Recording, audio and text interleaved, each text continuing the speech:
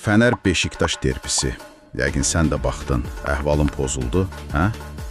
Xüsusən Fənər tərəfdarısansa... Of. Kadıköydə 1-0 uduzmaq ağır zərbədir. Həm də necə? Bu, elə-belə bir məğlubiyyət deyil axı. Əlimizdəki materiallara baxıram, maç reportajları, statistika, ekspertlərin tənqidləri, Mourinho'nun o standart açıqlamaları. Hə də, hamısı deyir ki, bu təsadüf deyil. Bəli, gəl elə bu mənbələri bir, necə deyərlər, açıb tökək. Görək bu məğlubiyyətin kökündə nə dayanır? Mourinho və rəhbərlik niyə bu qədər tənqid olunur və Beşiktaş tərəfi nə deyir bu işə? Məncə də. Çünki vəziyyət həqiqətən gərgindir. Mənbələr də bunu açıq yazır. Fənərbağçanın çempionluq ümidi demək olar ki, bitdi də bu nəticə ilə. Riyazi olmasa da, praktikada bitdi deyirsən. Elədir. Mənbələr Mourinho'nun o dəhşətli derbi statistikasını vurğulayır xüsusilə. Bu mövsüm Galatasaray və Beşiktaşla 5 oyun, 0 qələbə. 0, ciddi. Bəli, 0 qələbə, cəmi 1 heç-heçə, 4 dənə də məğlubiyyət.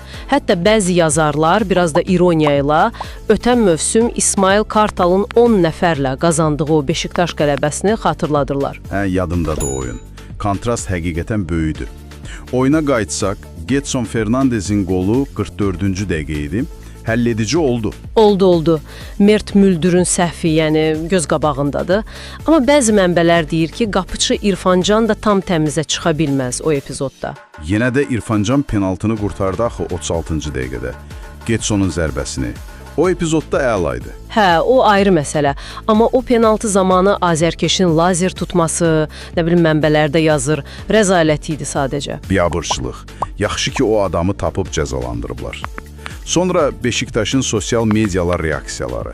O da bir başqa mövzu. Hə, evim, gözəl evim zat. Kadıköy bizə deplasman deyil. Biraz da duz bastılar da yaranın üstünə. Dərbi həyəcanı deyək. Taktiki tərəfə gələk. Mourinho yenə tənqid oxlarının hədəfindədir.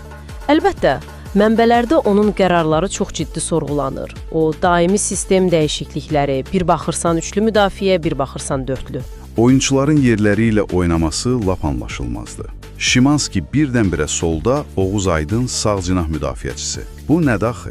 Hə də, mənbələr xatırladır ki, En-Nesyri'nin o statikliyi, Talişka ilə uyğunsuzluğu neçə dəfə görünüb, amma Mourinho israrla yenə bu cütlüklə başlayır oyuna. Ceko kimi forvardsa kənarda oturur. Bəzi ekspertlər Uğur Mələki, Ahmet Çakar kimi çox sərt yazırlar. Deyirlər ki, Mourinho komandanı kobay kimi istifadə edir. Hətta bəzi mənbələrdə onun yaxşı niyyətli olmadığını deyənlər